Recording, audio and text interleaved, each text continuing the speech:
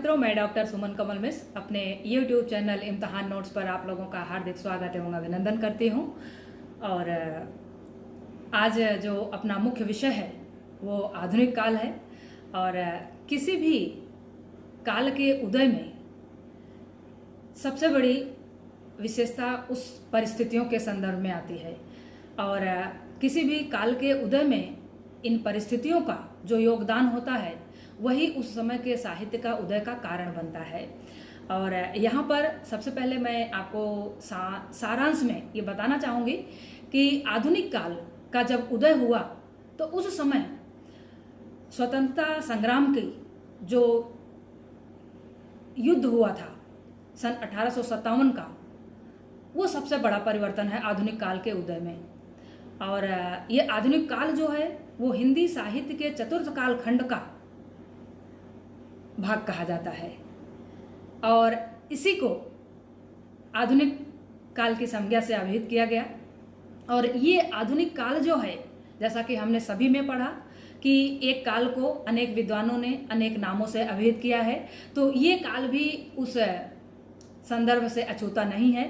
इसे भी आचार्य रामचंद्र शुक्ल ने गद्य काल कहा, मिश्र बंधुओं ने वर्तमान काल कहा। ऐसे काफ़ी सारे विद्वान हैं जिन्होंने अपने अपने विवेकानुसार पृथक पृथक नामों से अभिहित किया है। और हमने इस संबंध में व्यवस्थित डिस्क्रिप्शन में नोट रखा है, और आप उस नोट्स को पढ़ेंगे तो पूरी तरह से विस्तृत से परिचित हो जाएंगे इससे रिलेटेड किसने किस नाम से आधुनिक काल को अभिहित किया है। दूसरी बात आती है कि स्वतंत्रता संग्राम का जो 1857 का समय था वो साहित्य के क्षेत्र में इतना बड़ा परिवर्तन लेके आया कि लेखकों को उसके माध्यम से लेखनी की एक नई दिशा मिली, एक नया विषय मिला। उनकी लेखनी में एक नई ऊर्जा का संचार हुआ जिससे लोगों में उत्साह का अतिरेक हुआ। और यह स्वतंत्रता संग्राम का जो अवसर था 1857 का, इसके पहले जो भी रचनाएं होती थी, हमने इसके पहले रीतकाल पढ़ा, और रीतकाल में हम लोगों ने देखा आश्रयदाताओं की प्रशंसा और नक्सिक वर्णन, परंपराओं को लेकर के रचनाओं का सृजन, यही सब था, नया विषय नहीं था। लेकिन जब 1857 का समय आया तो पूरी तरह से लेखनी की जो दिशा थी वो परिवर्तित हो गई। क्योंकि हमने ये स्टार्टिंग में पढ़ा था, शुरुआत में ही हम लोगों ने पढ़ा था कि साहित्य जो हो समाज का दर्पण है। और जब साहित्य समाज का दर्पण है तो समाज की ही बातों को रखता है वो अपनी रचनाओं में। अब यहाँ पर देखने की बात यह आती है कि उस समय विषय क्या था, लोगों को एक दूसरे को बताने का जो एक कहा जा सकता है कि मुख्य बिंदु था वो क्या था। तो अब हम उस पर एक करके चर्चा करेंगे, और संक्षेप में ही चर्चा करेंगे, और विस्तार में हम डिस्क्रिप्शन में नोट्स रख रहे हैं। जैसे जैसे छोटा छोटा वीडियो लेते चल रहे हैं वैसे वैसे उसका विस्तार से हम नोट्स रखते चल रहे हैं। आप जैसे ही डिस्क्रिप्शन की लिंक खोलेंगे आपको इससे रिलेटेड विस्तृत मटेरियल मिलेगा। और मुझे विश्वास है कि अगर आप विस्तृत मटेरियल देखना चाहते हो तो नोट्स आपके लिए भरपूर है, वो आपकी हर कमी को पूर्णता करेगा, ऐसा मेरा विश्वास है। और मैं अगर कहूँ तो संक्षेप नहीं है किसी चीज़ का, सफलता का तो विशेष। और अगर आपको सफलता हासिल करनी है तो विस्तार से पढ़ना तो पड़ेगा। सागर में जब तक घुसोगे नहीं तब तक मोती मिलेगा नहीं, ये एक कॉमन सेंटेंस है, एक सामान्य वाक्य है जिसको आपको गहराई में उतरना ही पड़ेगा, तभी आप कुछ हासिल कर पाओगे। ये मेरा अपना मंतव्य है और आप लोग भी जानते हो।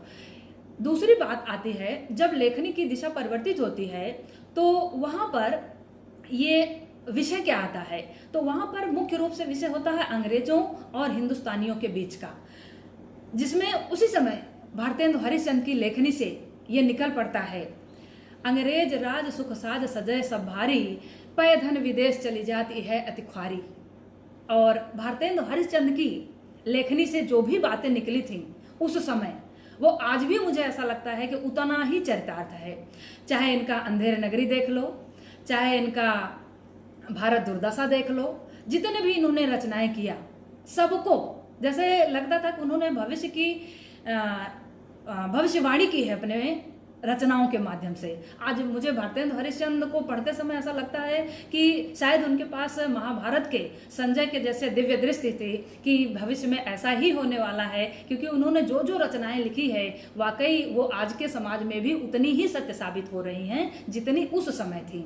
तो कहने का मतलब भारतेंदु हरिश्चंद्र ने अंग्रेजों के बात संदर्भों को लेकर के जो भी रचनाएं किया है वो आज पूर्णतः सत्य घटित हो रही हैं। तो मैं ये चाहूंगी कि आप लोग भारतेंदु हरिश्चंद्र को अवश्य पढ़ो, उनकी एक दो रचनाओं को अवश्य पढ़ो, क्योंकि जब आप विज्ञान और ज्ञान दोनों को बैलेंस बनाते हुए, विज्ञान विशेष रूप से ज्ञान, विज्ञान मतलब खाली साइंस ही नहीं होता है, विज्ञान मतलब विशेष रूप से ज्ञान, विशेष रूप से ज्ञान को अर्जित करने के लिए जब आप एक एक कवि को पढ़ोगे, एक एक लेखक को पढ़ोगे, तब आप उनसे संबंधित, तब आप उनके दृष्टिकोण को समझोगे, और जब आप उनके दृष्टिकोण को समझोगे तो अब तब आप उनकी बातों को अपने शब्दों में भी व्यवस्थित तरीके से व्यक्त कर पाओगे। ये एक अच्छे साहित्यकार का लक्षण होता है।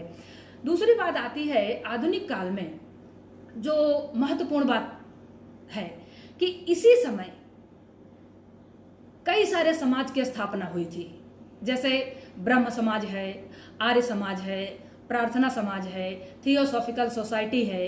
इन सभी का जो स्थापना था वो आधुनिक काल में हुआ, और मैं इसको काफ़ी विस्तृत तरीके से नोट्स में दी हुई हूँ, आप लोग उसको जरूर पढ़ना, क्योंकि वो जो है चाहे नेट हो, चाहे नेट हो, JRF हो, और UPPCS हो, PCS हो, IAS हो और बैंकिंग हो, कोई भी जनरल का क्वेश्चन होता, क्योंकि ये समाज शास्त्र से भी जुड़ा हुआ विषय है, तो ये अक्सर पूछा जाता है। तो किसके स्थापना किसने किया और किस सन में किया, इसको मैंने बहुत ही विस्तृत तरीके से दिया है, आप उसे जरूर पढ़ोगे।